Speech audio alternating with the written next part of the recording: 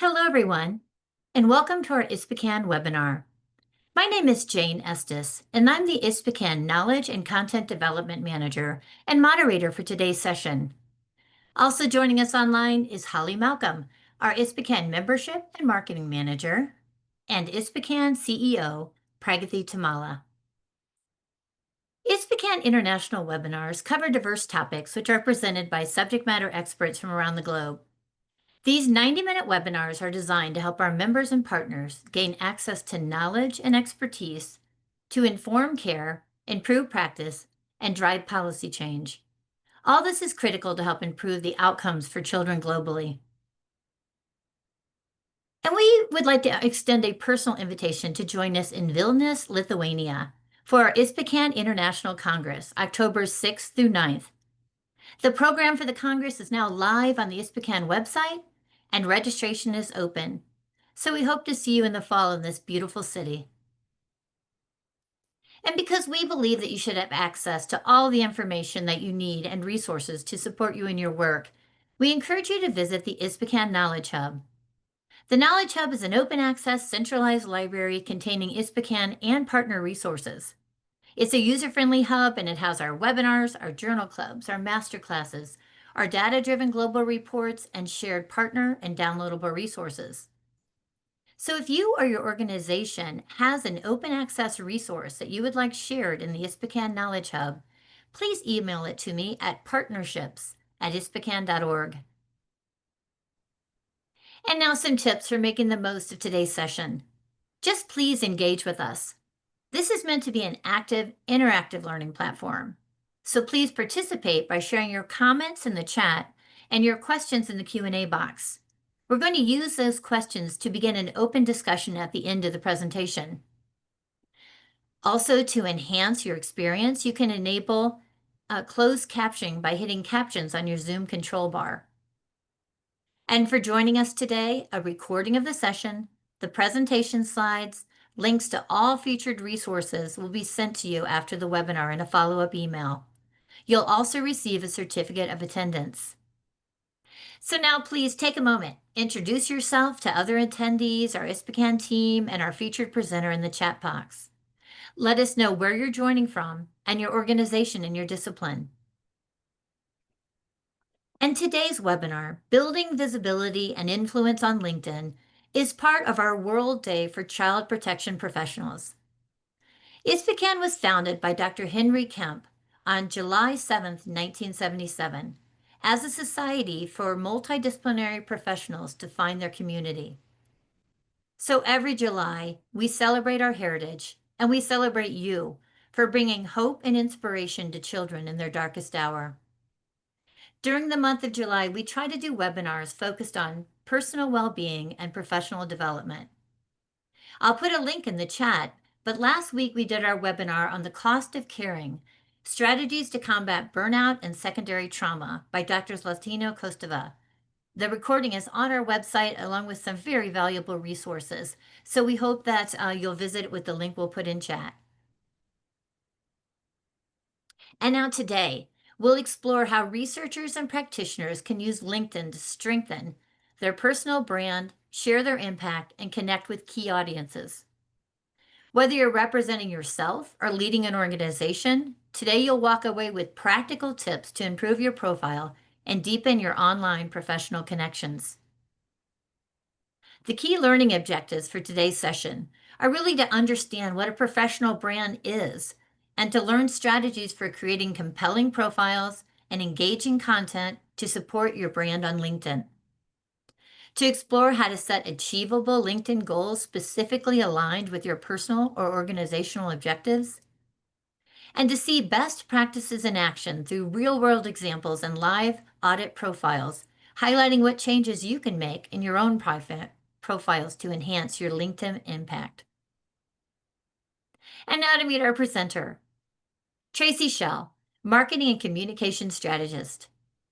Tracy's a marketing and communication strategy with 25 years of experience in corporate and agency roles, working with small businesses, startups, higher education organizations, and Fortune 100 companies, and now our nonprofit. As head of her own consultancy, she helps Clients clarify their message, tell better stories, and build trust with audiences that matter the most. Tracy specializes in brand messaging, content marketing, public relations, and thought leadership strategies. She also coaches scholars and executives on LinkedIn strategies to support their professional brand and extend their impact. Her clients include Georgia State University, where she supports messaging and visibility efforts for an academic research center and its leadership team. And I'm honored to turn the session over to Tracy. Hi. Hi, everyone. Thanks so much for having me. I am going to jump in and share my slides in just a second, but I just wanted to, as an intro, just also echo what Jane was saying about World Day for Child Protection Professionals. And I just want to personally salute each and every one of you and thank you for the hard work that you're doing across the world. I have learned so much and doing some work with ISPCAN on their social channels. So it's been really my privilege to learn more about the work that you're doing. I also know now is an extremely challenging time for many of you working in child protection globally.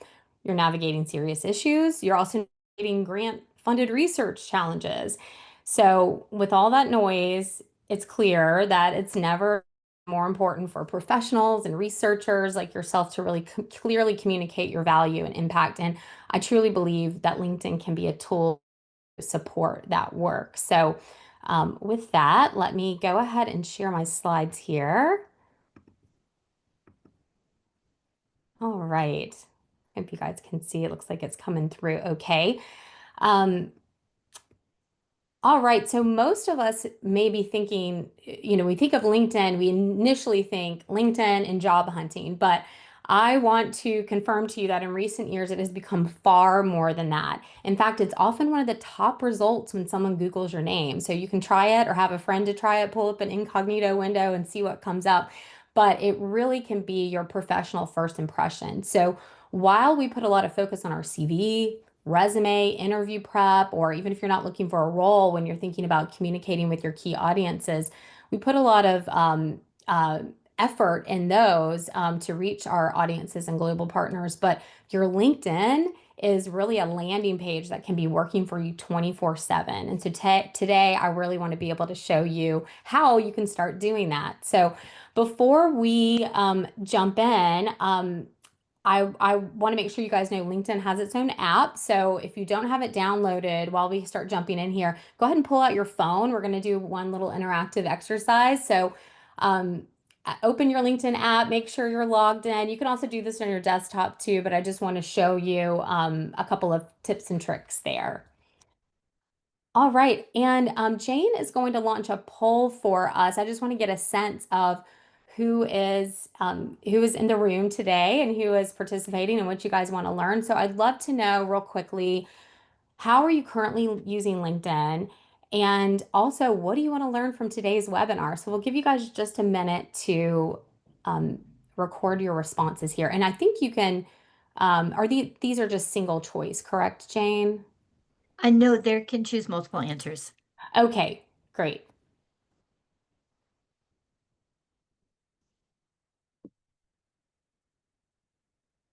All right, we'll give you about a few more minutes or a few more seconds.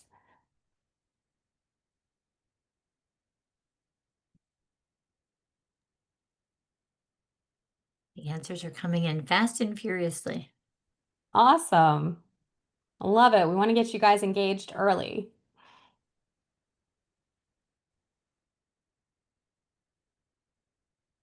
And we're going to cover today both personal and organizational profiles and strategies, and some of those overlap and some have some unique aspects to them. Okay, all right, let's see. You guys should all be able to see the results here. So currently, it looks like people are mostly, this is what I thought would happen. This is what typically happens. You're using it occasionally to share or engage relevant content. Um, mo fair number of you have a LinkedIn profile, but rarely post and engage. And some are just not really using it. And I love that there's kind of this is such a traditional bell curve here because we have the I'm not using it at all and I really actively post and engage. So we can all learn from each other. I'm excited about that. In terms of what people want to learn. It looks like, um, real even split here. Um, Folks want to learn how to build their professional brand and also the organization's better highlight the organization's mission. So, um, we're going to get to all of this today. So I'm excited. Jane, anything else you wanted to add?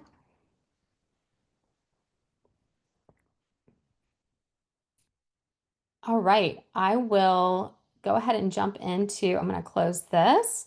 I believe, Tracy, now that I'm looking at the even split, that you will hit each one of these points. So that's very exciting. Yeah, I'm very excited. Okay. All right. Well, here's just a little snapshot of what we're going to cover today in the next 90 minutes. So, we're going to talk about why LinkedIn matters, how to optimize your profile, what types of content might attract and engage the people that you want to reach, how to start meaningful conversations on LinkedIn. Again, it has completely changed. It's much more of a social network now, and you can use it that way.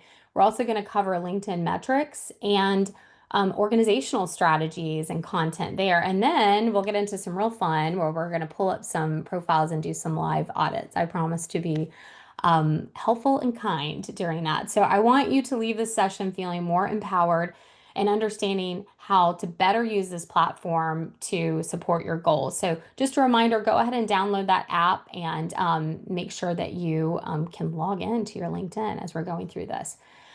Um, so first of all, we're talking a lot about how LinkedIn has changed, and really this was a lot driven through COVID and also changes on X, Twitter, when Twitter was going through a lot of changes during COVID. So LinkedIn really became the place to be. It now has more than 1 billion users globally. So it has really become the place to connect and engage. And LinkedIn used to be more about seeking jobs and really blasting messages, I'm hiring or I've done this, or and there was not as much engagement. And you found that more on Twitter or X. And now you're seeing a lot of that really shift over to LinkedIn, which is really exciting to see. I even see in my PR work journalists looking for experts and seeking story sources on that. That used to be what something that you would see more on Twitter, and you would see some of more of those interactions there. So I think, really ISPCAN members like yourself, it's really an ideal place to connect with a global audience. And when you're investing in improving your LinkedIn profile, here are just some of the things that are possible. You can really customize this for yourself and at your own goals, but you're going to be able to connect and learn for thought leaders. I hear from people that I coach, they start really enjoying this. They're like, wow, I'm learning something every day, and it's really helping me professionally, even if I'm not looking to grow a platform per se or switch jobs or anything like that. You might be in a position where you're leading an organization or a higher education institution. You want to attract professionals, students.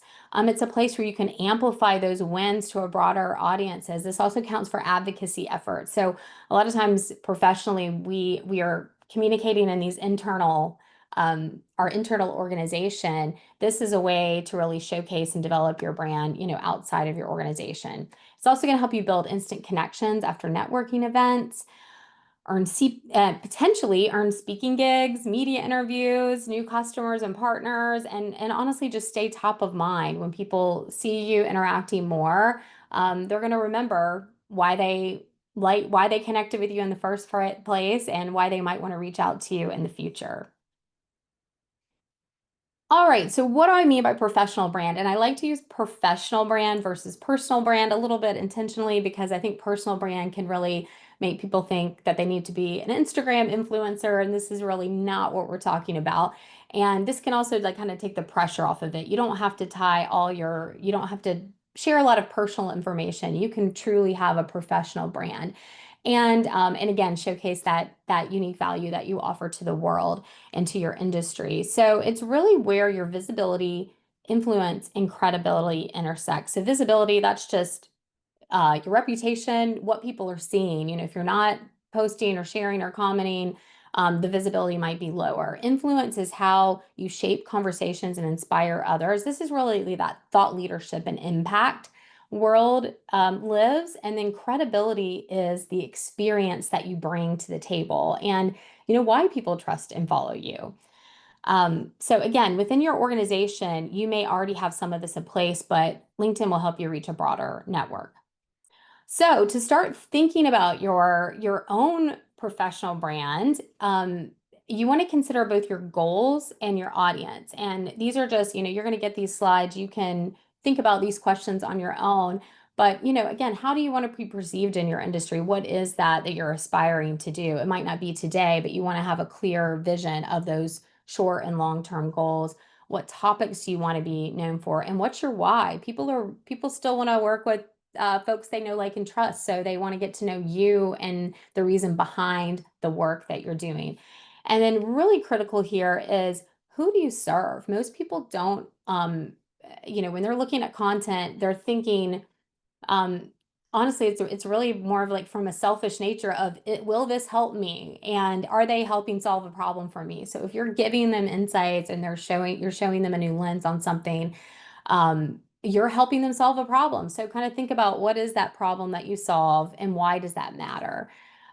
So for example, in Jane's role with ISPCAN, she's bringing something like this together. This is a knowledge and training opportunities to this global network.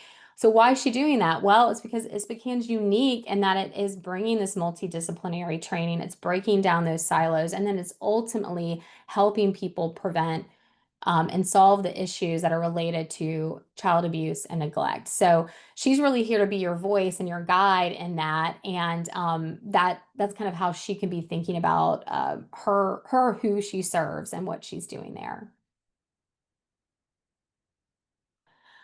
All right, so to get you sort of thinking about how you can use LinkedIn, I'm going to show you two quick real world use cases just to get you inspired. So, some of you on here are researchers, and getting published is a huge accomplishment, but I want you to think about that as just step one.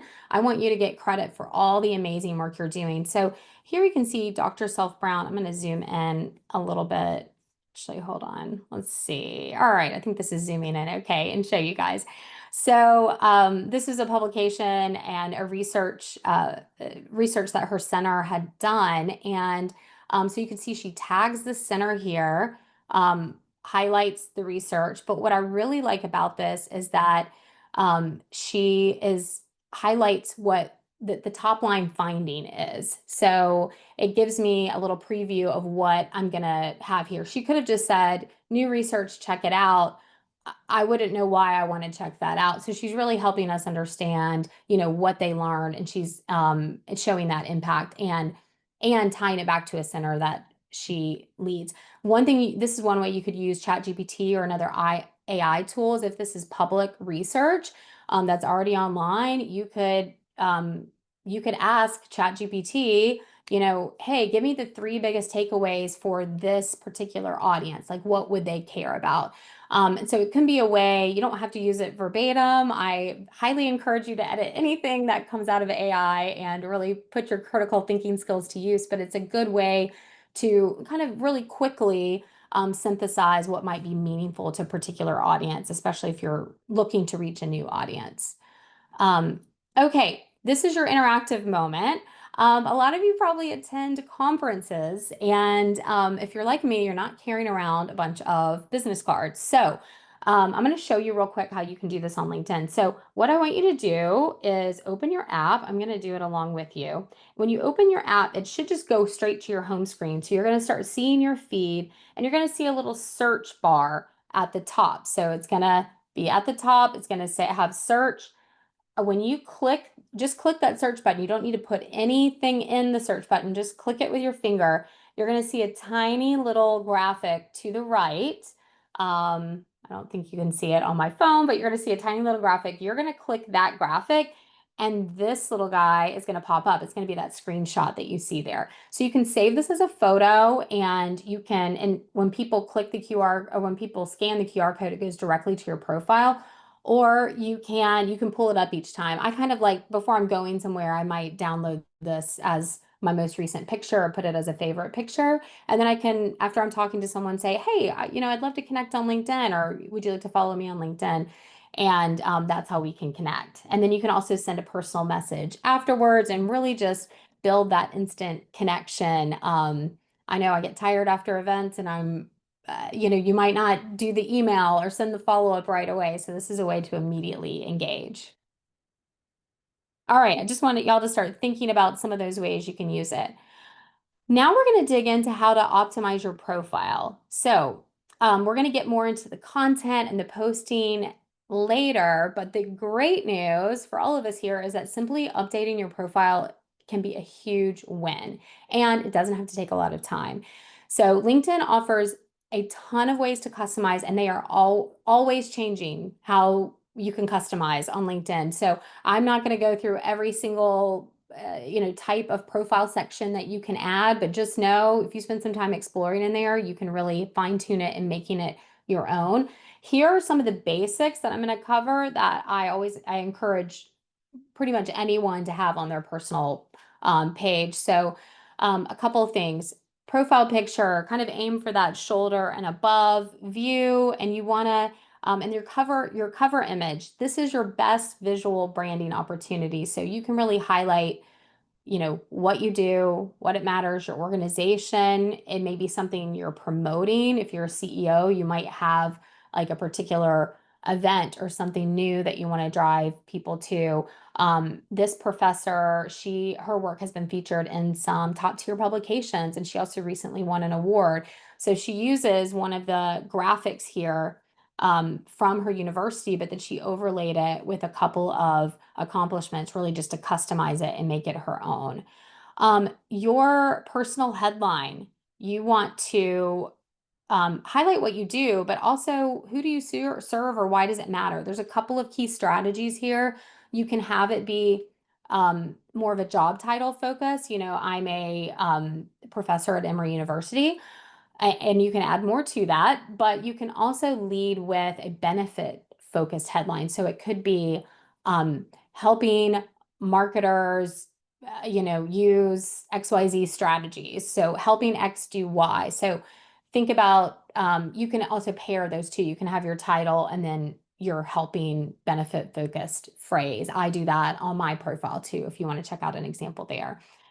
She also has a link to her Substack that she's promoting. So I like this. So think about, do you have a website, a newsletter, or some kind of offer? This is just great, this real estate to include on here. On her about section, I encourage doing first person and using some bullets or just breaking up some of the copy because it can be really overwhelming to see a big chunk of text. You can also link to publications, articles, research. There's whole sections that you can add.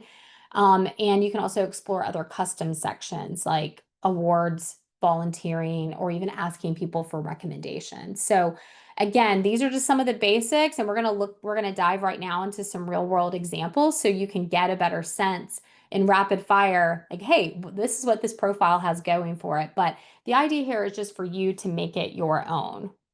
Okay, so I am going to jump into some of these profiles, and these are just some different categories here. Hold on. All right, let me make sure this link is working. Okay. All right, you guys should be seeing, let me just double check that you're seeing this correctly. Okay, awesome. All right, so um, this is Dr. Vicki Johnson. She's a founder and CEO, and she has a new book coming out. So I love this. In fact, when I did her screenshot about a month ago, she had a completely different header. So you can change this up, but you can see that she's kept her brand colors here. It's very clear. I realized, okay, she's serving applicants getting into fellowships. I can almost see that immediately just from this header. So people are scanning and thinking quickly. I love what she's done here. Let's see, I'm going to just call it a few examples on each of these. I also like that she has her visit her website.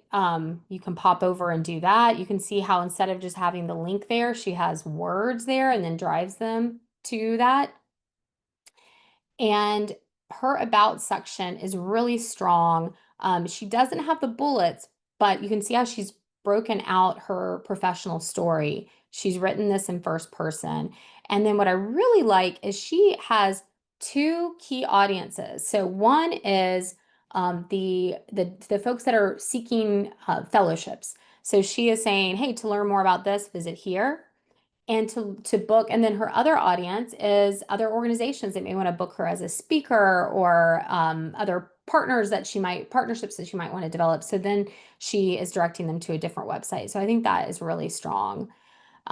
She also uses the services section. I don't always recommend this because sometimes it's not very visual, and sometimes it just goes to a different place on LinkedIn and you kind of gravitate away from their page, but it can work if you have a particular like signature service. You can see that she's got featured post here, and you can make anything a feature. You can have a link be a feature, an article be a feature. It doesn't have to be a post. You can see this is just a link to an article versus a post. So you can really customize even your featured section and highlight some of your top performing posts so that they get more traction. She also has so many recommendations. So this may be more important for you if you're seeking your next professional opportunity, but LinkedIn makes it really simple for you to reach out to people and invite them to recommend you. But this is really strong third party credibility, which I like. Okay, we're going to keep moving. All right. All right, Whitney, she is a clinical director and works with kids, and I love how visual this is. So this is a great example of a header that is just presenting the successful ending of working with Whitney and with her organization. So you can make it just very visually appealing too, and kind of aligned with that brand too. But you can see it pulls in the colors from the Kids Mental Health Foundation, and she does a great job there. On her about section, I really like this. She gets into her current role, I like her leading with her current role, and then she talks about how she got into that work. So I think that is really strong. She could add bullets to make it even punchier, but I think that is strong. She also has licenses and certification. So this is something else you can add. And I know, like, even today, it looks like you're going to get a certificate that you completed this course today. So that might be something that you want to add on here. But and some of them, some organizations that you work with may even have like codes that you can enter, and it might expire after a certain time. But if that's important in your field, I would highly recommend you include licenses on there. All right, let's jump into our next one. Um, okay, with Christina. I really liked, I'm going to scroll down to her posting and activity. So what really stood out to me with her is that she is reposting a lot, but she is also really getting into, she's highlighting in her repost, she's posting her thoughts on top of it. This is why she's reposting. And she's highlighting some of her participation at events and partnerships that she's working on. So I think this is a really effective way to use reposting, and I like that. And she also is tagging others in those reposts. That's another great strategy to use. You can really draft off the other audiences and invite others into that conversation when you tag organizations and also individuals or leaders in that. Um, she also does a great job on her experience section. She has a little, a couple lines. Even these are just like one line about the work that she's doing within that organization. And it's giving some context about and really telling more of a career story, which can be really effective. She's also using projects. So this is a new section that I just became aware of. I'm not sure how, again, LinkedIn is always changing this, but if you're working on a project, maybe with others, like a multidisciplinary project, this might be a place that you can do that because you can add other contributors. So this might be a place with ISPCAN members where you can really you can highlight that connectivity alongside all those disciplines. So that might be something for some of you to get together and test in terms of showcasing a project and really highlighting the results. And you can link up to the project details or website too, if that's something that applies in that case. All right, let's jump into some educators and researchers. So Angelica has a really cool header. I like that. I'm seeing her name immediately. Of course, I've got her name here, so she doesn't absolutely have to have that, but it's really tying those colors together. It also has her contact information. So this could be something that you're doing, especially if you're looking to grow a business or increase your personal contacts. So you can put your email, your website, you can customize this just as much as you want. Um, I also like her headline here. She talks about all of her different roles. She's a Spanish teacher, she's an award-winning educator. She does consulting, and she is an advocate for women in STEM and business. So it gives me just like a really great, quick hitting, well-rounded summary of the different things she's doing. It's also taking us to her website, which is great. Um, Let me see. Let me go down to her about section.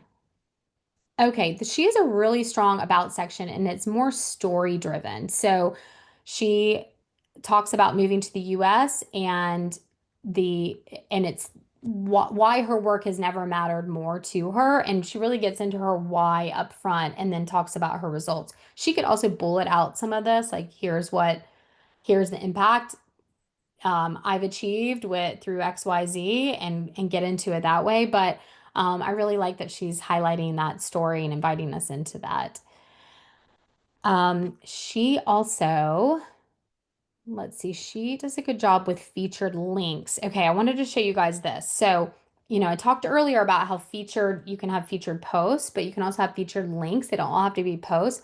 So this is a great example. She earned this award, and she's highlighting this as just an image. And then if I click here, it's going to go to the article about her winning this award. So again, it doesn't have to be a post, but you can see it's one of the first things I see. So it's not buried.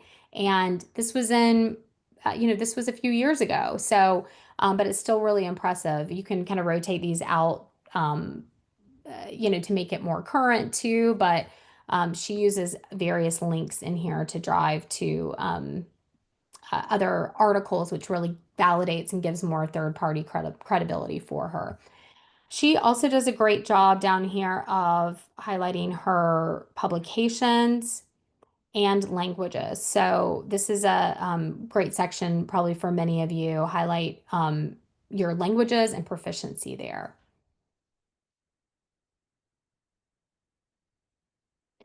Okay, let me keep rolling here. Nate, um, okay, let me look. Like Nate as just a great simple example. If you just want to highlight what you're doing, educator, researcher, administrator, and has his name. So it's just a nice, clean profile, a real simple update here.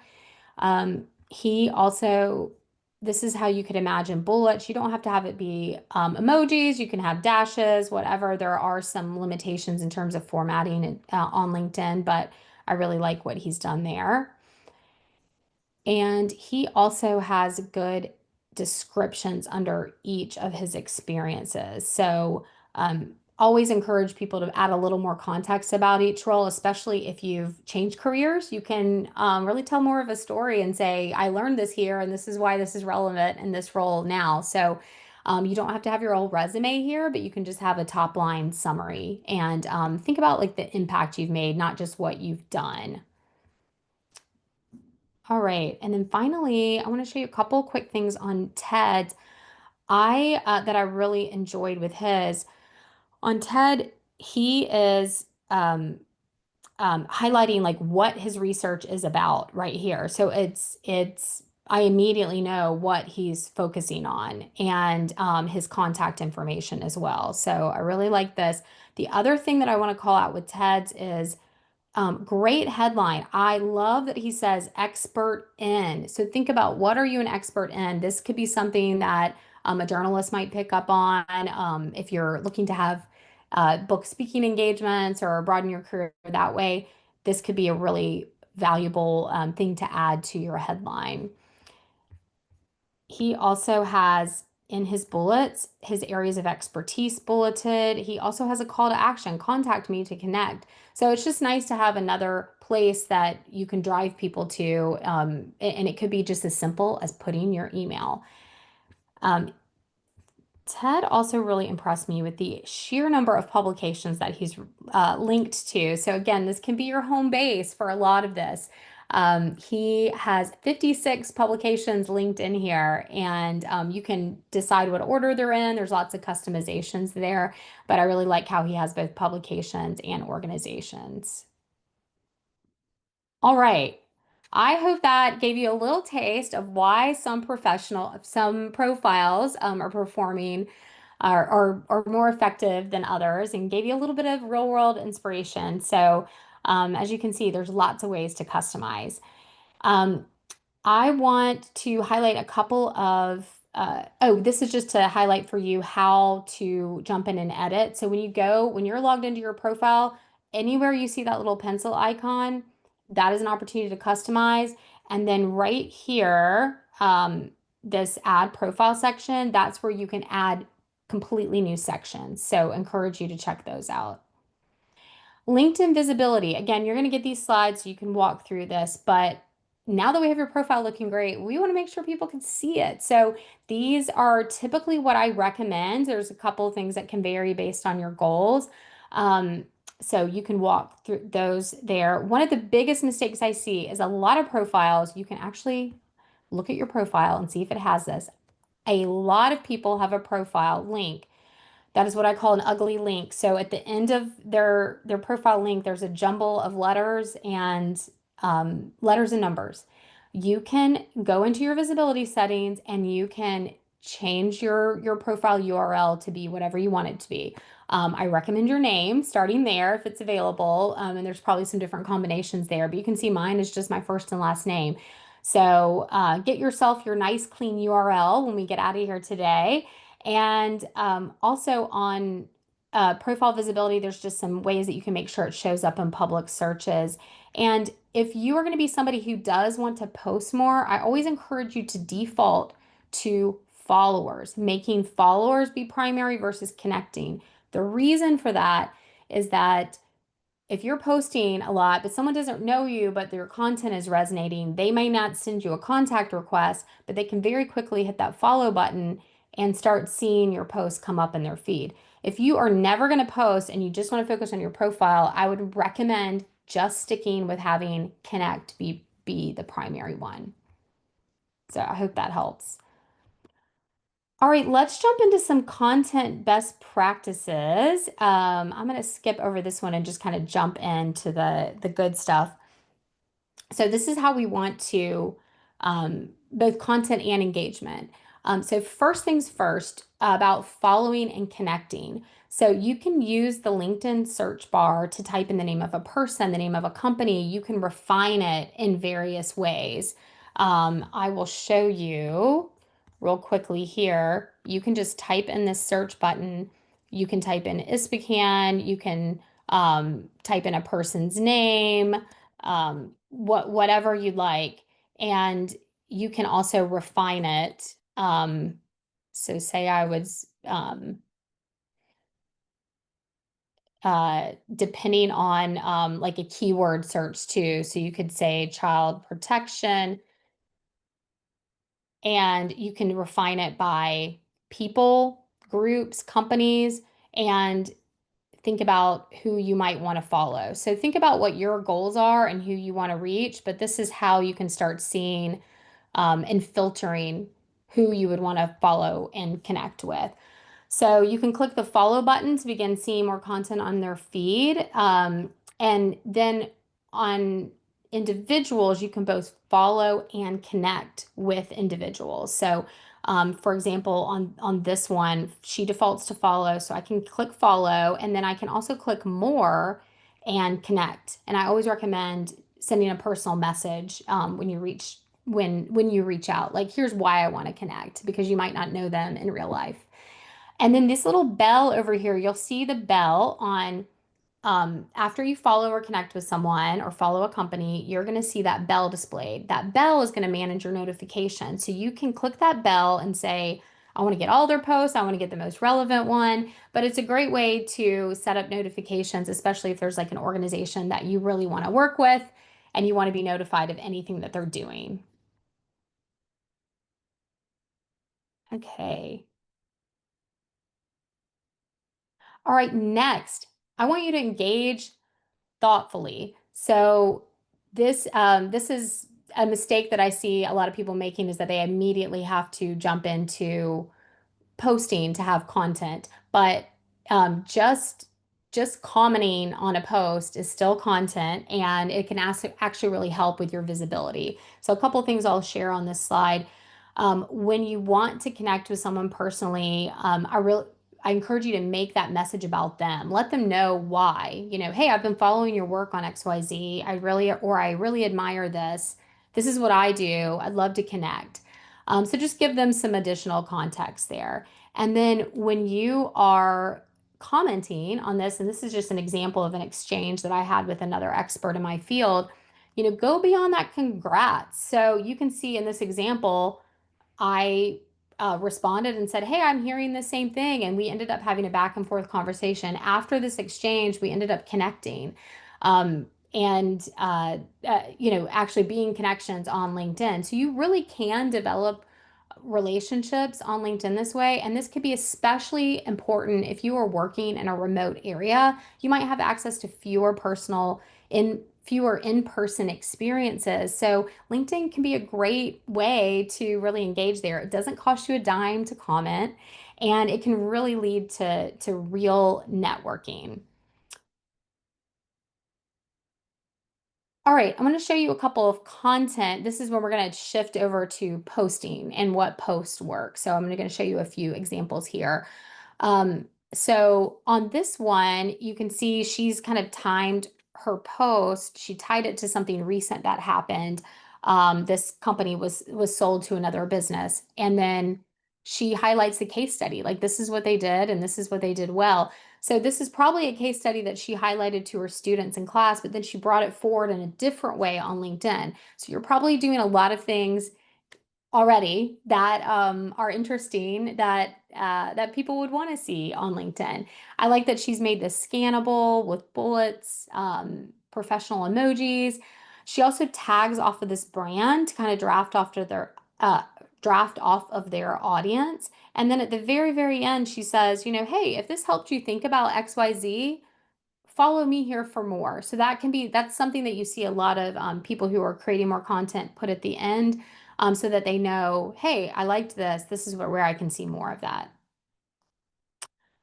This is another example that I like. So one of Dr. Self Brown's goals is to highlight her students and mentees in more meaningful ways. And this is one of her examples of that. So she has one of her content pillars. I typically recommend people think about, 3 to 4 main buckets of content that you want to post about. So one of hers was on mentorship.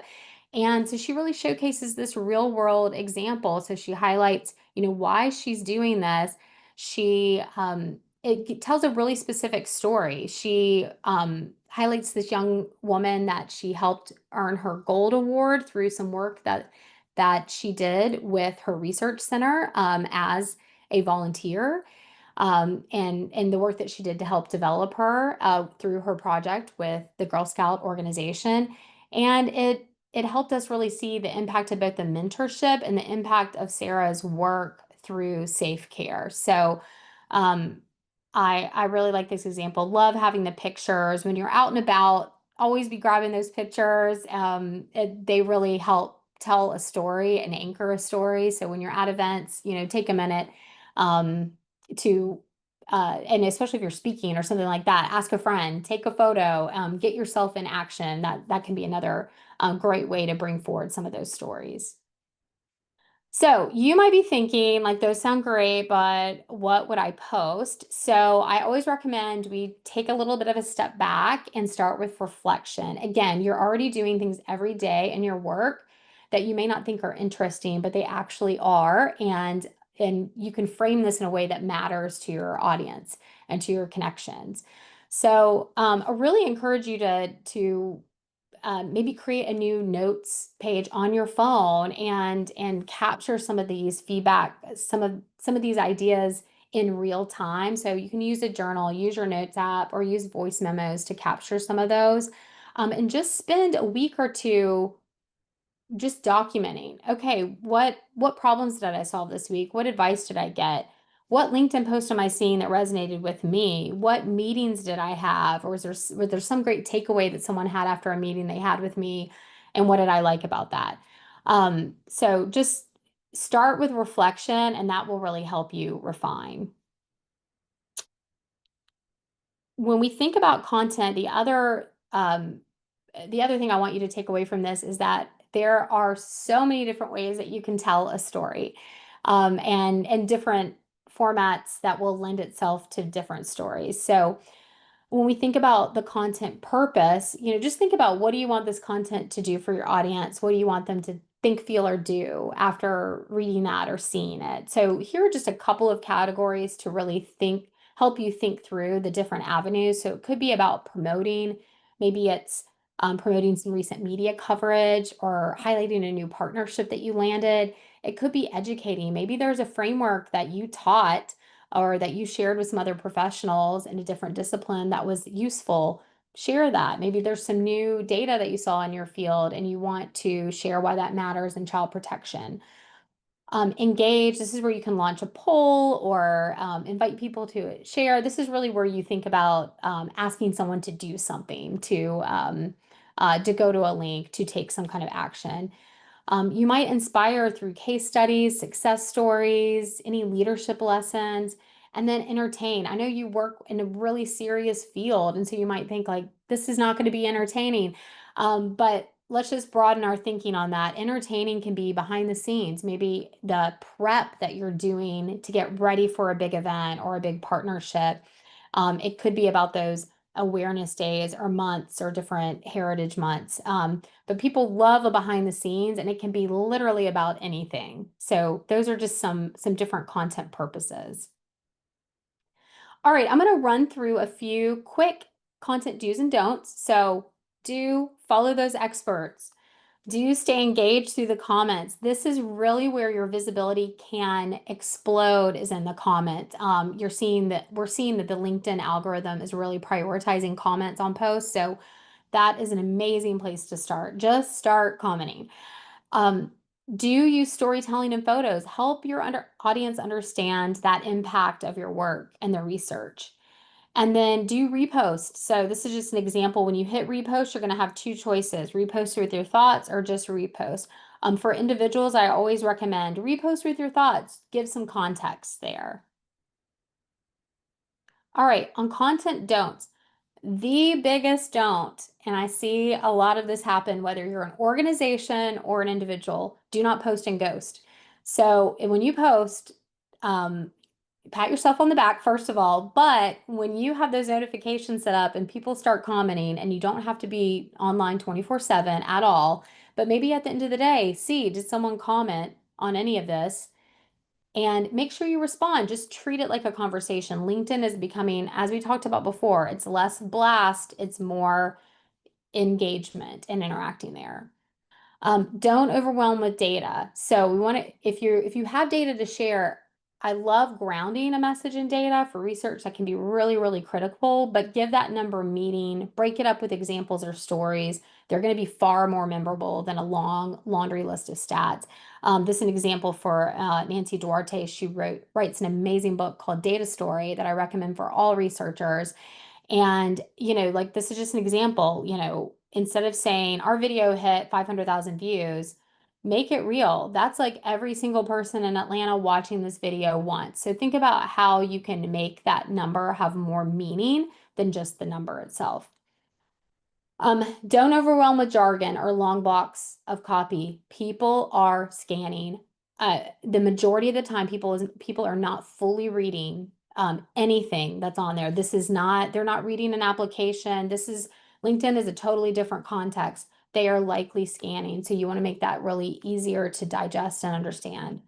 And then also, don't worry about hashtags too much. They can be helpful. Organizations like ISPCAN, they have some key hashtags, hashtag rise up to end child abuse. Yes, absolutely use that hashtag, but the algorithm is going to prioritize more like using keywords and relevant phrases versus hashtags.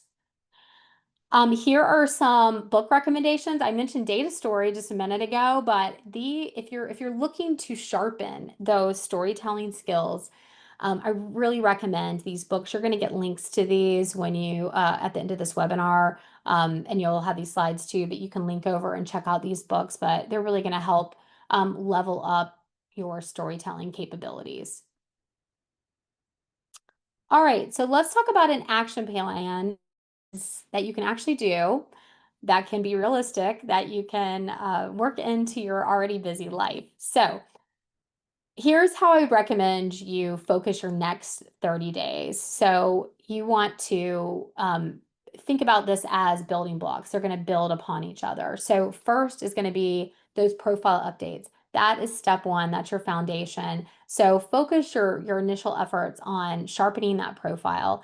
Next, go into follow and connect. What companies you want to follow, what people you want to follow, who should you connect with? So think about that. Then you can engage via comments.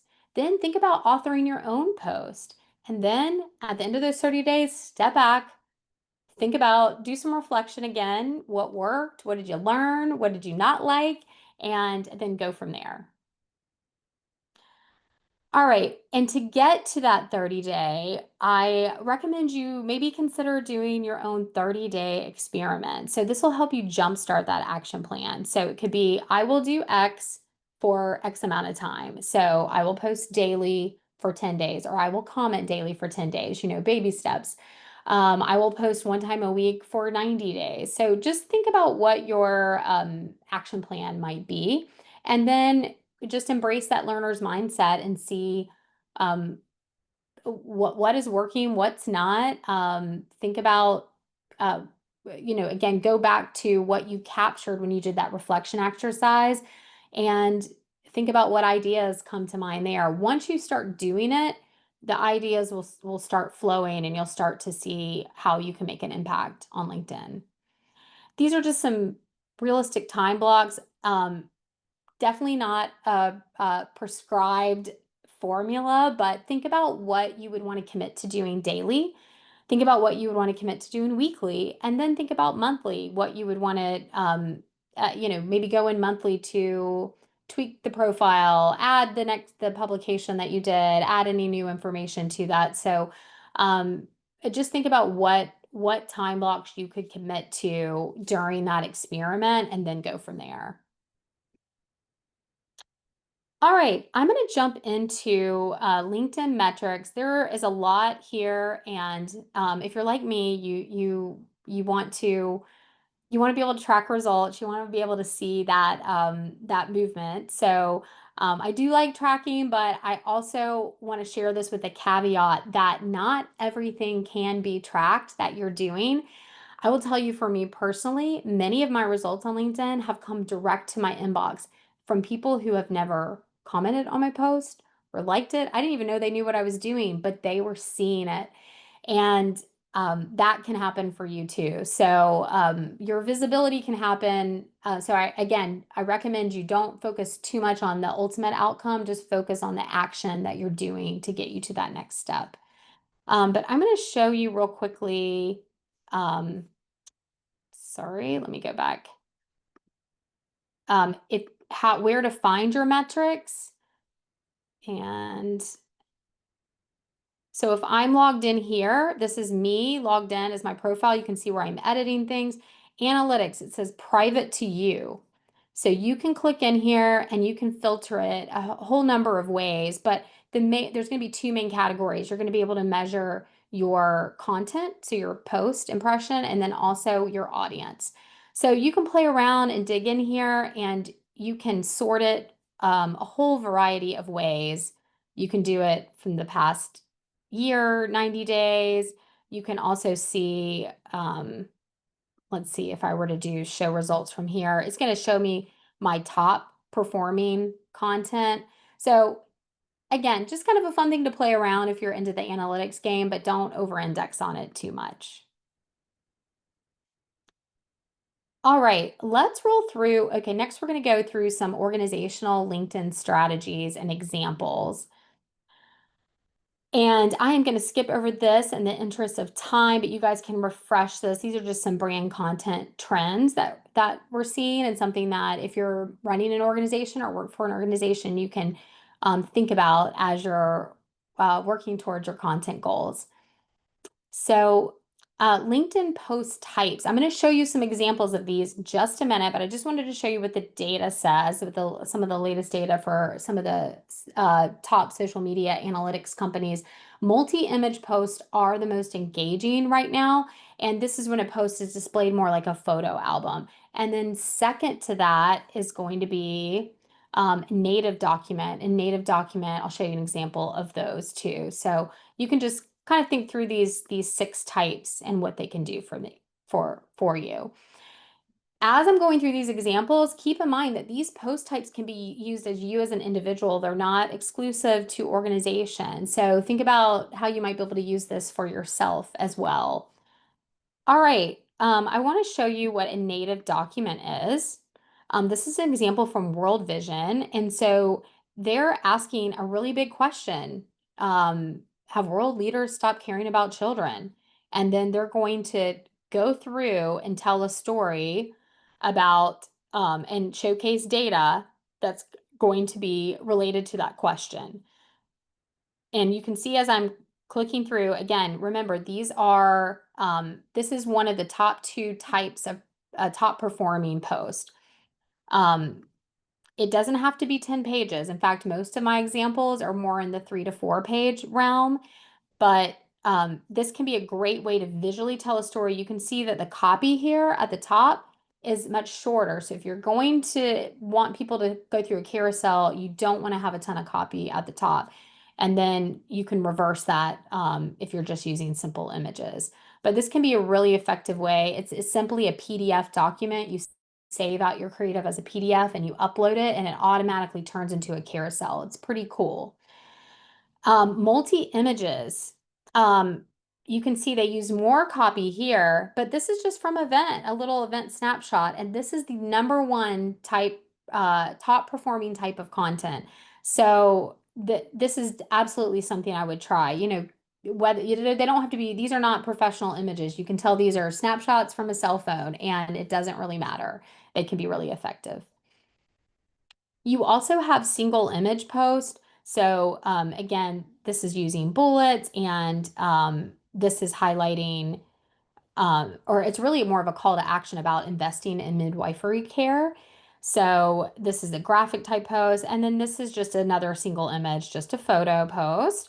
You can also do videos here and upload those natively within LinkedIn, and typically recommend 30 to no more than 60 seconds on those LinkedIn videos. You can also ask a poll. This is a highly engaging type of content. LinkedIn has prioritized this a little bit. So this can be a great thing to add to your organizational or even personal one. But you can see, he's just simply launching a poll, wants to know why people trust, when people are going to trust health advice most. And then his results will turn into a new post. He'll be able to say, hey, I did this poll for a week. These 100 people voted, and this is what we learned from that. So I love kind of mixing it up. Think about doing that in different ways.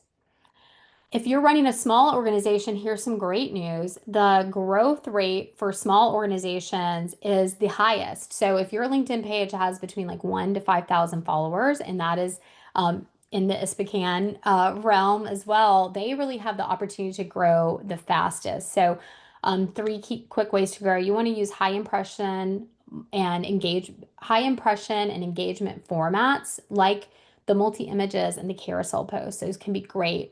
You want to use that clear brand voice across your page and really know what is the problem you're solving in the world and who you are serving. And you also want to mix in and highlight executives and employees. And I'm going to tell you a little bit about that in just a minute. Um, but I did want to also show you some real advocacy and awareness strategies because many of the organizations here today, this may be a really key goal. And I know this is something that ISPCAN is working towards as well. So you can see the Johns Hopkins University, they have a broader strategy, their research save lives strategy, and are really defending the need to invest in public research funding, and so they have a larger campaign. But you can see even just a simple image, they're highlighting the campaign that it's a part of. So I really love that they have this Research Saves Lives carried out. They don't have this on every post, just the posts that are related to it. They are also telling a very specific case study. Specificity is your friend. You want to be as specific as possible. You don't want to just go out there and say, research saves lives. We want to raise more money for research. We want to know why. We want to know a memorable story. And this is this amazing clinical trial story that they're telling, and it's driving to that case study. So I love that. On Resolve to Save Lives, let's go to this one. This one is giving a very specific call to action, and it's inviting people to join a movement. It's a short video. I think it's 20 to 25 seconds, and you'll have the link to this when you get the deck. But it highlights the problem. High blood pressure is the world's leading killer, and according to this new study, but solutions are in reach. Here's how you can be a part of that solution. So I really like what they've done there and how they've told that story, and the video really brings them in. And here's kind of a different example that I wanted to show you guys. Um, Norfolk Southern, it's a U.S. railroad company, and they participate in a annual week promoting rail safety along the tracks. So instead of just saying be safe around the tracks, they really got specific and got tips from a special high risk situation that involves like people taking photos around trains, and that can be a really dangerous place to be. And so what they did is they invited some rail photographers who are simply just rail fans, people within their community, to submit their best tips. So they really made this more of a crowdsourced approach to content, and I think it was done really, really well. The photos are from the photographers themselves, so this is an excellent way to highlight people, highlight your community in your post. All right, and on that note, um, we're talking about these organizational profiles, but the reality is people still want to engage with people. And that's why it's super important to amplify executive, employee, and even member voices. You're really going to get more engagement, and those strategies can work hand in hand. And here's just a couple of examples. So, CEOs, you're seeing more data show that consumers and other audiences feel much more connected to a brand when the CEO is active on social media. So CEOs are really giving that additional lens. I just found like all these data points were so interesting. So they're learning about their leadership style, their culture. It's giving that unique insight. And you can see even top CEOs, like this is Microsoft, they're really leaning into that way. So you're seeing that get more and more important at the large companies, and that's starting to trickle down to all types of organizations. Also, employees as ambassadors, this can be a just completely untapped area, but you want to encourage your team, especially your leadership team or any subject matter experts, to create original content and also tag the company page. That becomes something you can share. So, this is an example. This is another Norfolk Southern example, but their chief sustainability officer highlighted an article that he wrote for a major trade publication, and then the company itself highlights this subject matter expert and executive. So it just ties those together, and it really helps people again feel more connected to that brand and feel like there are real people and real experts behind this. And now I know more about that. Okay, let me check the time. All right, we're I think doing pretty well on time. We are about to jump into the LinkedIn live audit. Jane, is there anything else I need to do before I jump into these? No, we have questions coming through, but I think we'll save them till after the audits. Okay, perfect. Great. So glad you guys are hanging with me. All right. Hi, Pragati. We are going to jump into our live audits, and I'm going to start with ISPCAN. Full disclosure, I'm working with ISPCAN on some of their social media channels, so you might see some changes coming there. I'm excited about that. And that's why you see two screenshots here. These are the folks that we're going to cover. But on these, the reason why you see two is we discovered that Ispacan had actually two, they had like a personal page set up, but and also a professional page. So I just want to call this out to folks because I know, especially when you're working in smaller organizations, and you may have volunteers involved too, things are kind of built over time. One thing about LinkedIn that's different than other channels like Instagram is you cannot convert a personal page to a business page. So you have to start net new. The great news is Ispacan already had a professional page. So we are just leaning in there and we're getting that all set up for them. And then you'll see we're going to start directing traffic from the personal page over here. So anyway, just an important call out that you want to make sure you're going in and setting up that organizational page, and then you can have different administrative levels and roles that. So okay, so we're working on some new graphics and everything here, but just to call out from like an auditing perspective, I really like that we have these successful images. So for brands, a lot of times with the graphics, you really want to present that end story of success, like what does solving these big problems look like visually. So here we're showing children who are thriving and who are across different cultures. So I think something like this can work really well for them. One thing that's not working as well is just saying, an organization that makes a difference. It's true that it is an organization making a difference, but if I don't know who you are, again, remember, I'm scanning, I'm looking at this, and I'm not really connecting like what are they doing. So I would just recommend that you kind of remove that. Well, let me just tell, this is one little soapbox I'll get onto.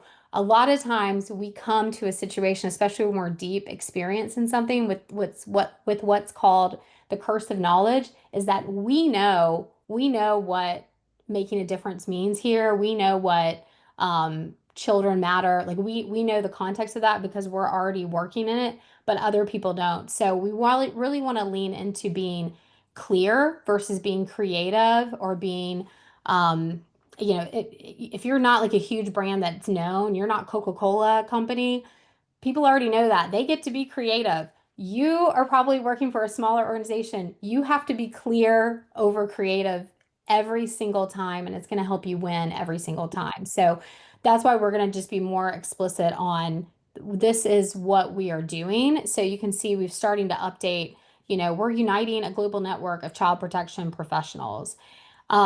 So we've made some updates on the overview, and a couple of things we've done is highlighting their key hashtags that we want folks to anchor with and also driving people to the website. That's another thing. We'll add the website button here. So that's one other thing that's missing. But you can see there's a ton of folks who are following it. And then just a little plug on ISPCAN. Make sure you're following this page. Everyone on here, make sure this is the page you're following and go up to this button and I want you to click it and I want you to click all. And you're going to get a notification anytime ISPCAN. You can always go back in and change it. But when you click that bell right there, you're going to get notified for that. Okay, a couple of other things. They're starting to post here, so you can see that. One other thing that's missing here is a feature. So you can feature a post. If you're an organization, you cannot do a featured link. I know I talked about that on the personal profiles. Organizational profiles have a whole new set of rules, which is lots of fun to keep straight. But on your featured, you can feature posts. So think about, is there a post you could create that would really tell that overarching story of ISPCAN and why it matters or celebrate the professionals? And then that can be one of your featured posts on here. So, think about 2 or 3 featured posts that you might want to be able to do. Um, they also are not highlighting events here. There's a way that you can add events. The events don't have to be hosted on LinkedIn. A lot of people think that if they put their LinkedIn promotion on LinkedIn, they have to actually broadcast the event on LinkedIn. That is not the case. You can promote a Zoom webinar down here too. Um, so those are just some of the initial things that they can do. I want to go back to the older, let me see. I'm going to show you something on their older profile because this is the place that really all the historic content was. Um, and you can see when you start going through most of the posts, when you do most of the posts, they're typically about events or announcing. It's more directed at attend this, read this, join this. What they could start varying and what we intend to do is really start highlighting partner organization spotlights, member spotlights. There are some that they're resharing here, but you can make your post more varied so that you're getting also more mileage out of your event. So you're sharing some event takeaways, um, tagging people.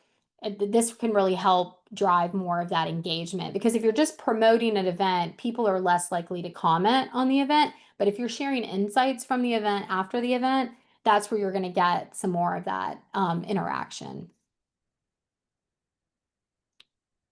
All right, so that was our organizational one. Let me see how we're doing on time. All right, I'm going to jump through a couple of these. Um, Here's Liz. I know many of you probably know Liz with her role with ISPCAN Next. Um, it was actually her idea to have this webinar, so I'll give Liz a little plug here. One thing I love about Liz's profile is how visual it is. Fantastic job. When I see this image, I immediately know she's in a global field. That comes through immediately. And she's also promoting and she's getting ISPCAN Next off the ground. So I think this is really appropriate. She could add more about what ISPCAN Next is. I know in here it says it, but it could be more like helping develop uh, emerging professionals in child protection, helping. So again, going back to that helping type title, I think could be really effective for her. She also has Georgia State showing up twice, and I know why that's happening. It's because she works at Georgia State and she also went to Georgia State.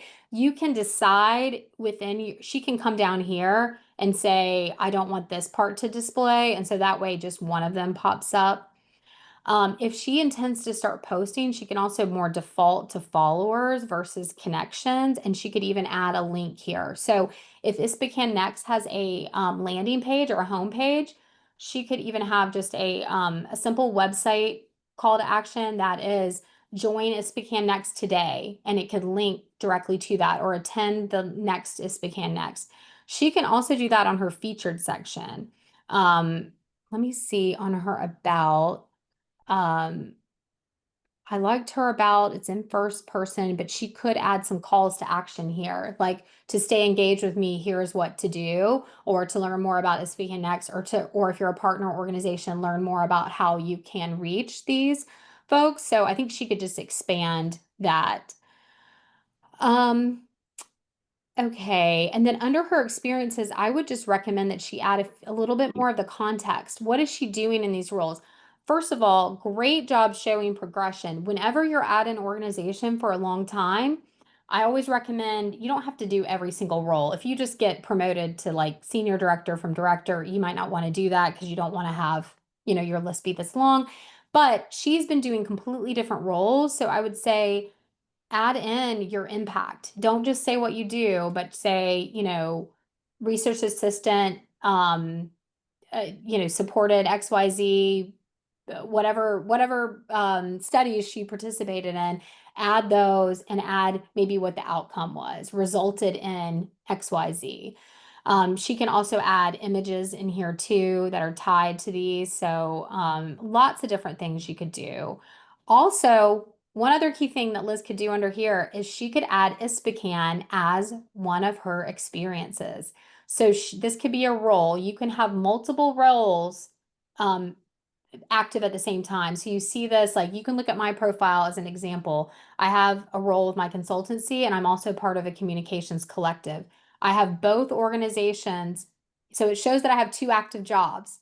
And I bet a lot of you do, especially if you're working in this field and you're a member of ISPCAN. So we're going to give you guys some tools and a LinkedIn toolkit down the road. It's something that we're working on, but would encourage everyone here, if you're a member, add ISPCAN as one of your roles, and it can simply say member on it, and make sure you're linking to the new ISPCAN page. It'll show the logo will be up here, and it's just it's a way to really get more credit for the work that you're doing in this organization, and also help amplify the amazing work that ISPCAN's doing. And Tracy, I just want to add for our ISPCAN members, Holly has a proud member logo that Yeah. they could also put in this LinkedIn profile. Absolutely. A great way to do this, I would say go in her featured section, which would appear right here. Um, it doesn't even have to link to anything. It can be that badge and it could be just a featured, proud member of ISPCAN. This is what our organization does, and it can link over to the ISPCAN website. So if you just have an image like that, it's great for individuals to use the featured section in that way. So highly recommend. Um, all right. And Liz is online. We unmuted her. So Liz, do you have any questions while Tracy's on your profile? Hi everyone. Tracy, thank you so much for giving me some tips on how to make this better. No, I don't have any questions, but I really appreciate your help. Oh, Being here. awesome. Well, you have amazing experience, and I also wanted to just call out some of these really prestigious awards that you've won. This can also be in your featured section. So, I think it's amazing. You have such a great starting point, and I know it's going to be successful. That's Thanks, great. Tracy. Awesome. Okay, let me do James. Okay, before I click on James, I took the screenshot yesterday. Wait till you guys see what Jane did. She's already made improvements on her page. So A plus on Jane. Check this out. So look at the difference. So you can see this again. This is our curse of knowledge coming in because children matter. Yes, we know children matter, but I don't know what ISPCAN is doing to do that. Like if I just come to this. So now I'm like, oh wow, this is about preventing child abuse and neglect. This is even just adding the name. It's much more clear to me what it's doing. You can see she's using the brand colors. She's really showcasing that collective effort.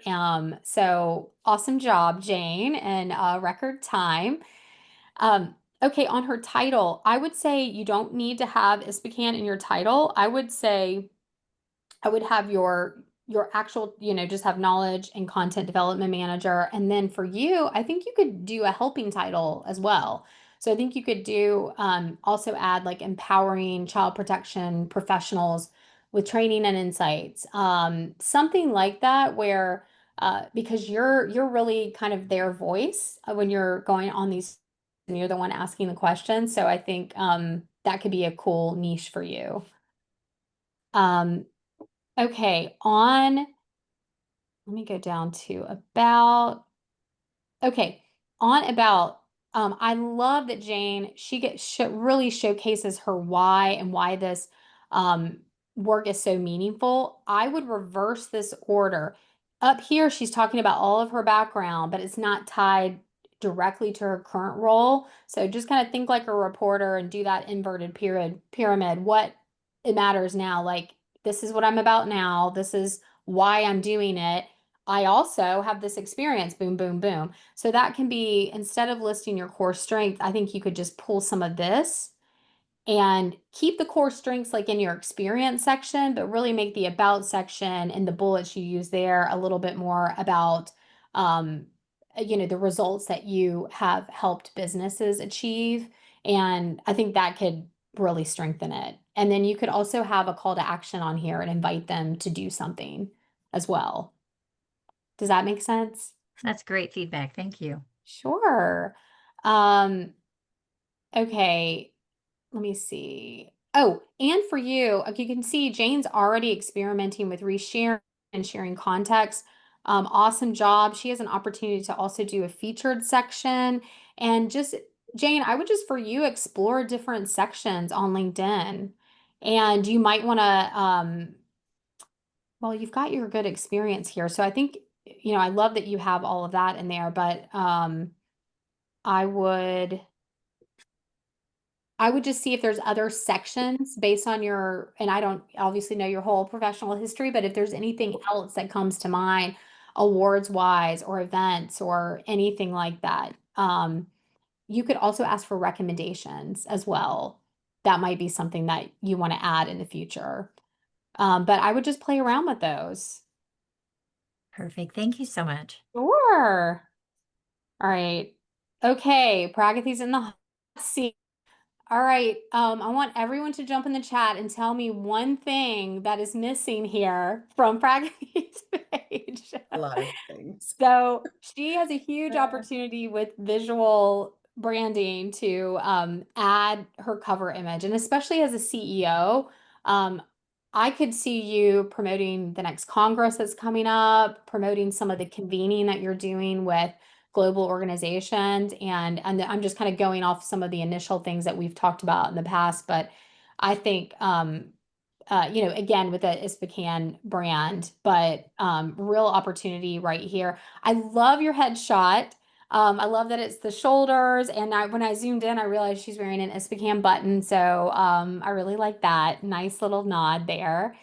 Um, So that header we should keep changing pretty frequently, You like don't you interesting. don't have to, and you see all kinds of styles. I kind of when I saw that the CEO of Pro Fellows, I sort of thought of you of like you could highlight some of the biggest work that you're doing, or you can simply highlight um the impact that ISPCAN's making and your role as CEO. So the same with here on CEO.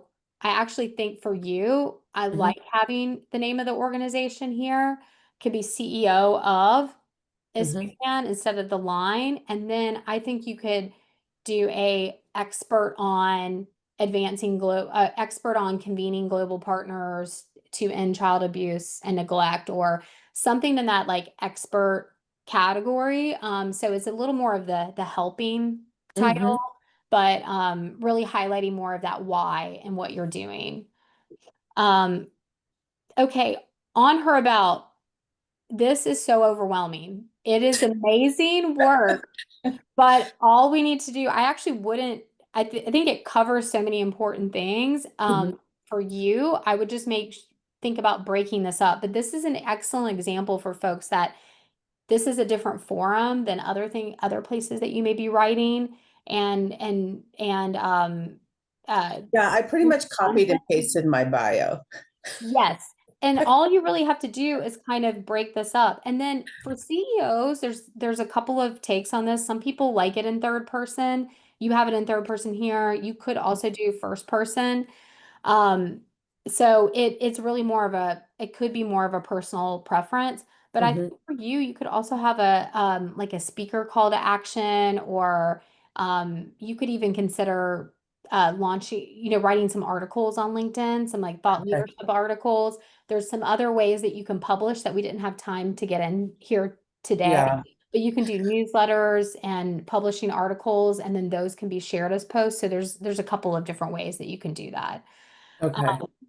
Because I But think a lot of people here might relate to the fact that you represent an organization, and so how do you complement that and still be like an individual with interesting posts that are different than what the organization is doing? So, absolutely. And that's such a great point. And it's really going to be about it. That's why I think people have shifted to have a first person about section, because LinkedIn has become more about yes, the organization is doing this, but what's your take on it? And what does it mean to you personally? And what have you personally learned? And how are you mentoring or working with the organization? So the mm, organization can be doing its own thing, but you are different. You can have your own professional brand separate from the organization, and it's still tied together. Does that help? mhm.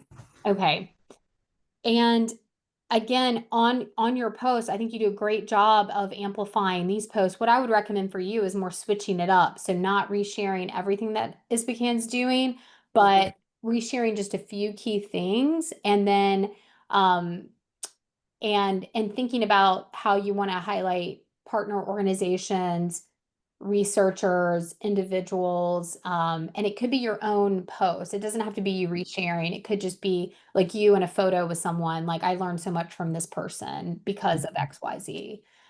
Um, so, and I think you could just optimize, like I would love to know I would love to have you add your other experience here and highlight some of your impact. What did you drive at these different organizations Mhm. and telling more of that story? But Okay. lots of opportunity there. Oh And my if you gosh. have multiple LinkedIn accounts, I think a lot of people might also have this. How do you merge those? Because if you created one in a different time in your life, Oh, okay. Excellent question. You really should just have one profile. I think in early days in LinkedIn, and when I've worked with execs, I've seen this pop up where I'll be like, "Hey, is this also you?" And it'll be some old photo. They didn't forgot their login. I would just remove that account, and you only want one. You want to have one. One account is your personal account. LinkedIn is also a lot of these social channels, they're using more AI to scan content and try to look out for any kind of fraudulent effort. So having duplicate profiles can also trigger like it can trigger security risks too, and they can temporarily lock you out. There's a whole nother topic, but yeah. that is just something to watch out for. And I'm hearing from more people that they've gotten a lot more serious about it. So Okay, thank you. And then yeah. last question is just the difference between having someone follow you versus connect with you. Should that be set differently or does it matter? It really depends on your goals. So if you're going to be somebody for you, we want to get you posting more. For you, I would definitely default to follow. Um, and then people can also connect with you. But if you are just going to update your profile and you see this as more of your tight professional network and you're not really going to be posting a ton, you could keep it as connecting.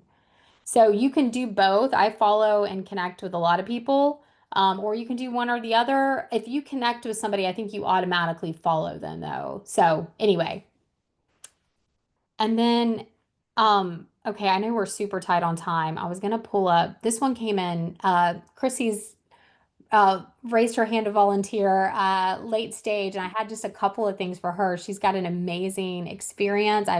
First of all, Chrissy, if you're on, I really loved learning more about your work. That was awesome. Oh, thank you, Tracy. Okay, great. So the first thing, because I wasn't familiar with this, I did not totally understand this image in the context of that. So I would say for your header, I would keep it, you could keep it visually. You could still tie in the brand and the program, but I would maybe again go back to that Pro Fellows CEO example and also highlight the impact. Like this is used by over 60 countries to do XYZ. So really lean into your authority here in this space and highlight that versus it being an image from the program, if that makes sense. Yeah, thank you. Yeah, and then see, this is amazing. She's linking to the website here. She's got all of this on her section. This, I mean, just so much incredible work that she's done. What I think you could do to improve this slightly is to um, bullet out your impacts too. So I like that there's all these resources. I would actually just keep that how it is. But you may also want to bullet out the impact. Like I had to read down here where I was like, oh my gosh, 60 million countries and 2 million children. I would definitely put that in the first sentence. So just again, thinking like a reporter, reverse, pyramid style, and really leaning into why your work matters and the impact that you're making in the world.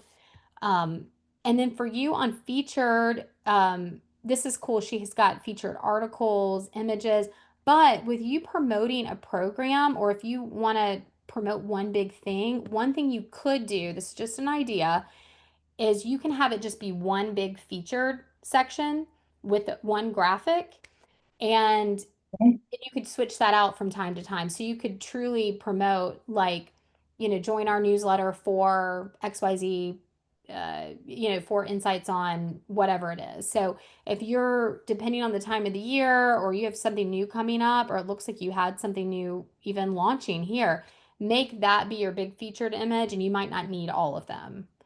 Okay. Um, and then under experience, so much experience. Some of these are not rendering for me. That I don't know if that's just me, but I would just maybe just take some time to clean some of these up so you have Okay. just like 2 or 3 there.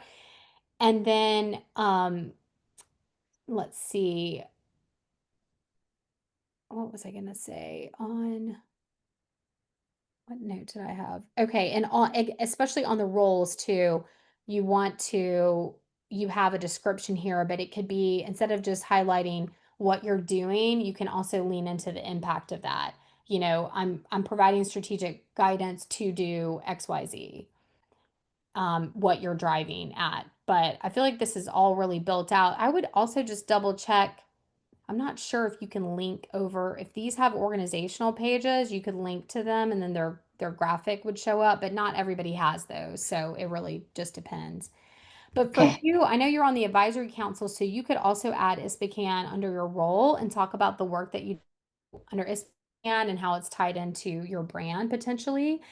And the other thing you could do is I was thinking about your newsletter. Instead of linking to the website, you could promote something like that there too, where it's join my weekly newsletter. So again, it can depend on your goals or what you're launching right at that time, but those are just some kind of like top line recommendations for you. But I love Thank you, how Tracy. it is. Of course. Can you put two things, or is it you've just got one link that you can do? So Okay, like, depending, I think you can do two depending, I think if you're on premium. So I would play oh around no, with I'm that. not. Can't afford Yes, premium. I know. And Jane, I'm so sorry. I know we're like running so No, you're tight doing on great. time. You're doing great. Okay. All right. That was the end. We are wrapping up. I appreciate everyone's patience. I was just going to jump in with my 3 big things for you guys to remember. First of all, simply updating your profile is a huge win. And next, commenting is content. You don't have to have a full-blown content strategy. Just start commenting and start expressing your voice there. And then third, and most importantly, you're already doing amazing work in the world. And LinkedIn is a tool that will just help you amplify that and share your insights with more people and hopefully help more people. And if you guys are interested in, this is a little bit more about my consultancy and the work that I do and some of the organizations that I've worked with. I worked with individuals and organizations. Georgia State is actually currently a client, and I would love to offer any of you a one-on-one session and a strategy designed for you and this is again more of your personal strategy, but we could talk about how it ties in with your organization and business as well. But you can go to the link. It's just my website, tracyshell.com/ISPCAN. And check that out if you would like to book a time with me to do that. And if you're an organization and you want to talk about other strategies all the way from messaging to marketing and content and other executive visibility strategies, I would be happy to speak with you. That's awesome, Tracy. Thanks so much. So I know we're at Sure. time. However, if you have a few minutes, if anyone needs to drop off, we completely understand. But to get some questions answered on the recording, if you're okay to stay for a few minutes, Yes, and anyone who absolutely. has to drop off can access the recording because you'll get a link this afternoon to that. Then you could see if your questions were answered if you can't stay for that. And just as people drop off, please fill out the Zoom survey. It's only a few questions. I want to really have Tracy get some great feedback, and that's the opportunity for you to do that. So when you disconnect, it'll pop up on your screen. It'll take 3 minutes to do it, and we'd really appreciate it. So Yeah, Tracy, if you're able to stay, I'm going to start going through some of these questions. of Um, course. there was a question about the verification badge. How important is it? How do you add it? what it does. So if you Oh, the could share LinkedIn that. verification. Oh my goodness. That is a great question. I will tell you this is an interesting story. I haven't even posted about this on LinkedIn yet, but I pretty recently got LinkedIn restricted. I think I was traveling in another country and I think I was logging in different places and I had set up my two-factor authentication. Make sure you have that set up. So I think LinkedIn thought was getting hacked. And I had also recently been added as like an admin. So I don't know. We still LinkedIn, you can't talk to a real person, and I could never figure out why this happened to me. But one of the ways to get unrestricted is I had to get LinkedIn verified. And there are lots of opinions about LinkedIn verified. It's like they ask for your like ID and they verify you. I did it. I didn't love having to do it, but I will say I did it because I was genuinely worried that I had lost everything from all my connections and my whole LinkedIn thing. So I would just do some research and see how comfortable you feel about that, because some people don't like that it's a third party that's verifying your identity. So, and that's definitely like above my pay grade, but I would just think about that. That's why my badge is on there. It wasn't by my own volition. I was sort of like forced into doing it to get my LinkedIn back. What you can do, if you see the little brown kind of orangey LinkedIn on profiles, that means that they're LinkedIn Premium. And what you can look up, there's a thing called LinkedIn Duo, and it's a way for you to share a membership. You share the membership cost with a friend, and I literally another friend who owns her own business. She and I did LinkedIn Duo. I paid about half the cost for my annual membership, and it's been great because it gives me more flexibility. So look into LinkedIn nonprofit discounts, look into LinkedIn Duo and other discounts too, and trials, and see if you like LinkedIn. It's not, I don't think it's like hugely important there. And there's other third party companies that rank like top voices in different industries. I am definitely not an expert in that, but there are also some different ways that you can, if you really want to lean into this, you can really become an expert in your field, and LinkedIn will kind of reward you for that with different badges and highlights. Oh, interesting. It kind of brings us to another question. And again, Sure. Tracy doesn't work for LinkedIn, so no, she has I no do not. vested Clearly, interest. they also restricted me. Well, the question was, how important is LinkedIn Premium? Do you really need it for most of what you showed us here today? Is it Yeah, worth the cost? Is it? you can do so much without LinkedIn Premium. So if you're just dipping your toe into this, don't worry about that at all. Like, you do not have to spend extra money on this. You can also go to your company or organization. Some companies, depending on your role, will actually pay for you to have LinkedIn Premium. When I first had LinkedIn Premium about 3 years ago, my organization paid for me to have it because I was working with the sales team and they all had it. So there are lots of like different ways that you can pay for LinkedIn, but you can feature posts, you can add links, you can do a ton without paying anything. Perfect. Yeah. And then there's a question about etiquette with connection. Is it okay to send a connection request without a personal note? Like, what's your feeling on that? Yeah, okay. So a couple of things. Like if you're at an event, you know that example we did at the beginning where you pulled out your phone, you're at an event and you're like, "Hey, I'm going to connect with you." Sure, just connect with them. You're probably standing right in front of them. Or if it's a friend, if it's somebody that you know or you work with day to day, you can just totally send a connect. I typically send even a quick line like, "Hey, I haven't spoken to you in a while, would love to stay connected here." It can be very casual. If you are trying to connect with a leader, um, or say you're earlier in you're an early career professional and you really want to connect with maybe you want to connect with Pragati too. You could send her a personal note like, "Hey, I'm really inspired by what you're doing. This is my area of expertise. Would love to be connected here." And then if there's some kind of follow up, if you want to say, "I'd love to volunteer for something," or I'd love to learn more about what you're seeing in this field," you could also invite it to go beyond that connection. So you don't have to do a note. I always think it's a nice little touch if you can. Perfect. Thank you. And there's a Sure. question about the whole algorithm, which I know I personally love, that where it will show how many mutual connections you have for a potential new connection. And I have Yes. found that incredibly valuable, but just kind Yeah. of curious about the whole algorithm process with LinkedIn and your experience with it. Oh my gosh, yes. This in my field of communications and marketing, it's like a highly debated topic. Um, First of all, the algorithm exists and no one really knows the rules, so and it can change at any time. So that's why I tend to put a little less weight into it. And I always more from a reader's experience or a you just what's the experience that I want my audience to have. So I am never going to do some kind of trick on LinkedIn to generate something with the algorithm because a lot of times it's just kind of wonky or it's like recently someone said it's actually better not to the algorithm is favoring reposting without context.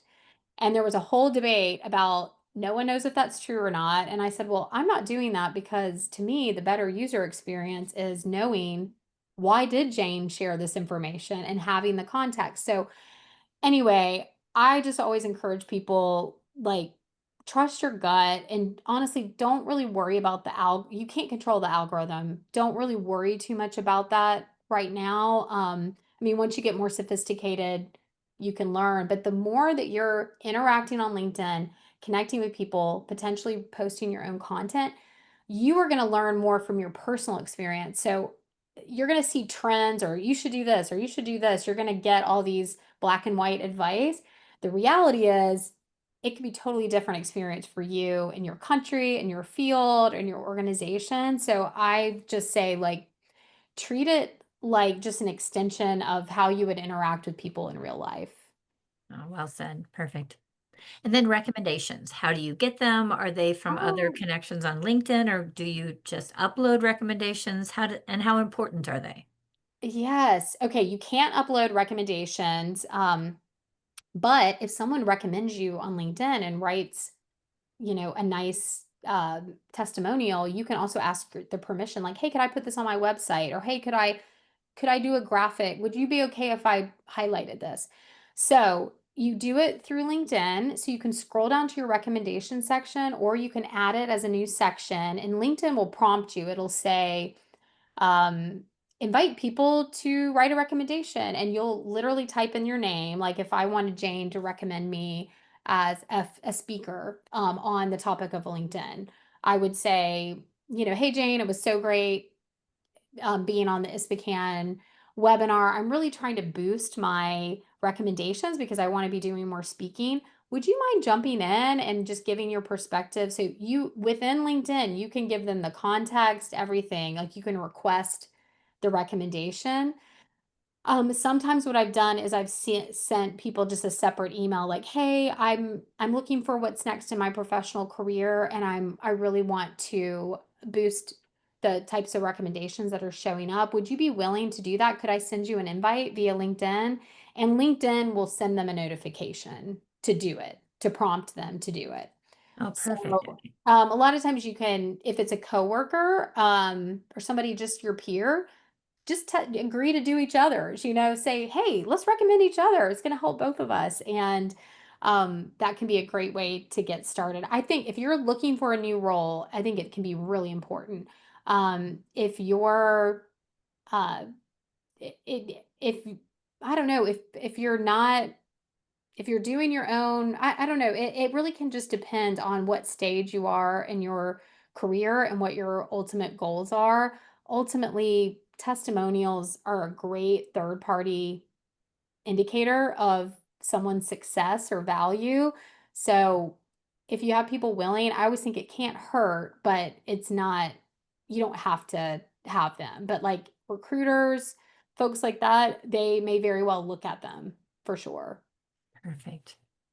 And then this question about the buckets. You talked about having multiple buckets.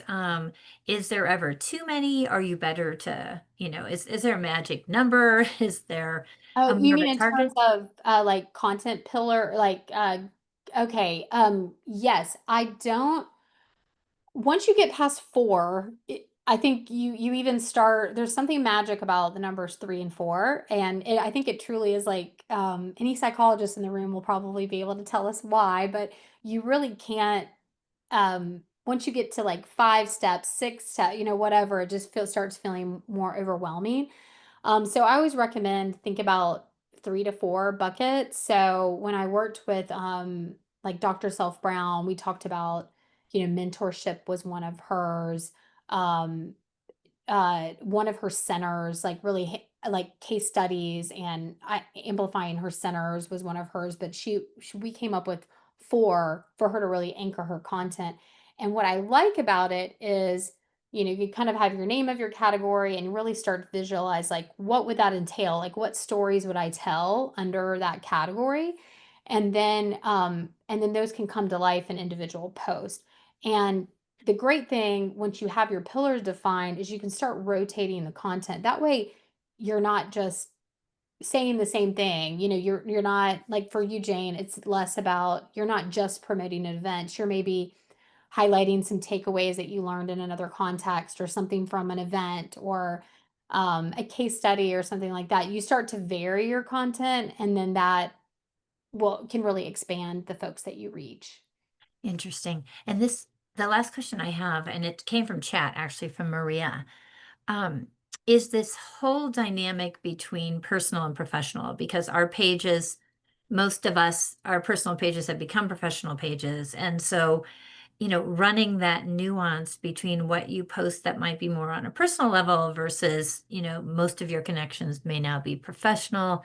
Like, have you run into that as we go down to one single profile, which you suggested? Oh, I see. Yeah, because if you historically, so you're saying like in a situation where you maybe had all these personal connect, it is almost like a LinkedIn, Facebook sort of place. And then you said, oh, I'm going to put my professional hat on and I'm going to have this profile. Yeah, that is interesting. And I think in early days in LinkedIn, that could be common because people really only came here to look for jobs. It was Mm. very different. And now it's really more of that social network. So I don't typically post, and even my clients, it's like I typically are not posting a lot of real personal stuff. Like some people will, they'll say, I was volunteering for my son's baseball thing and I learned this thing. So you see some people like incorporating their personal stories into it, and that can help. For example, one of my recent posts, I had traveled to Denmark and was really inspired about how they embrace hobbies and have playfulness sort of built into their culture and how I feel like it relates to work life. But that's because one of my pillars is kind of talking about remote work and work life balance and the new way of working. So I shared a few personal photos, but they're very much at a distance. I didn't like tell everybody, all the nuances of my trip. So there's ways to show a little bit of your personal side without, feeling like, oh my gosh, because I personally would never want to, I don't want my whole life out there on LinkedIn. You want it, I'm fine with it being like my professional brand, but um, you don't really have to share everything personal. So, and then when you start merging those two, I would just say it's fine that you have, I mean, just have it be your professional profile. I have plenty of friends who follow me on LinkedIn too, and they know they're not going to get like regular life updates from me on LinkedIn. I might share some of that on Instagram or Facebook or something like that. But I would, if you can, if you feel comfortable, I mean, there's always going to be an outlier case. I would just say, try to really, be confident in sharing about yourself a little bit and what you're learning and really kind of embracing that professional brand of you. That's perfect. So again, there are other platforms for being your Yeah. personal avenue, but I love how you said there are pieces, like even adding to a post the whys, like a personal, point of even if you repost, what's the personal why? And so that's a nice compromise, I think, between Yes. what Maria was asking. Yeah. I know, because that I know for most of us, we're not trying to do more of share every little last detail of our personal lives. And the great thing is you don't have to. So. Perfect. And I think one more question just came through. Could you comment on how LinkedIn matches an employee to a hiring employer? Like how that matches? Oh, okay. Yeah. So in terms of, hold on, I might share my screen just to make sure I know what. Is that okay, Jane? Sure, absolutely. Okay. I think I know what you're talking about. Um, Let me share this. So are you talking about down here where you can see the logo of the company? Like um Um, this is the my personal question came profile. from Patrick. So Patrick, if you want to, maybe specify more in the chat, it said, could you comment on how If LinkedIn I matches were an to, and employee I'll to? show you this because my consulting business, I don't have my professional page live yet, but I'll show you if you add a position, like if I wanted to add ISPCAN, I would start typing in ISPCAN and see how it pops up. And Oh, then, Tracy, we're not seeing your screen. Sorry. oh my gosh, I'm so No sorry. worries. No worries. Um, okay, Perfect. is Yep. that better? Yep. Okay, I just was talking away. Thank you. So what I was saying is you add a position, you can fill out these details, but this is how you connect in with your company. You would start like if I had an role at ISPCAN, I would start typing that in and then I would fill out the rest of it and hit save. And once I do that, like this logo is going to appear. And that's how you connect. And that's a great opportunity for ISPCAN's new page. As more of you add ISPCAN as a role, it's going to show that ISPCAN is growing as an organization and that it'll display like their employees as members. So like for this group, I'm a member consultant. I'm not a direct employee, but if I over on their professional page, I will see people and I'll see all these different associated members here. Oh, interesting. So it Okay. automatically Yeah, populates it'll the, automatically link me in and I can even search and say, I don't know, I don't think it'll let me search myself, but anyway, I can come over here and say like, oh, okay, look, all these people are also members. I might want to connect with them. So that's another way you can kind of dig in and um, connect with more people through the organizations that are maybe a top priority for you. oh, that's brilliant. That's brilliant. Sure. Okay, so we probably should give you your time back. I appreciate you You're doing a good. 2-hour webinar for us. This But is again, so hopefully, fun. these questions will live permanently in the recording. So it's a great way for people to access it who had to drop off. So Yeah. Tracy, we just want to offer just the most sincere thank you. I hope you saw some of the comments in chat. I know you've been presenting the whole time, but again, people got so much out of this, so much valuable information, and it was so well received.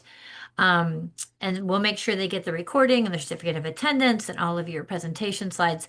We also welcome you to connect with Tracy on LinkedIn, to connect with ISPAN on LinkedIn, because we'd really like to, keep the conversation even going on that platform. So Yes, again, absolutely. I would love for each and every one of you to follow me or connect with me. Let me know where you're from. I would love to stay connected with each of you. And Jane, thanks so much for the invite. I really think you guys are doing amazing work in the world, and I want to make sure more people know about it. So well, it was thank you so all so generous of you to donate your time and expertise. So it is a much. very heartfelt thank you.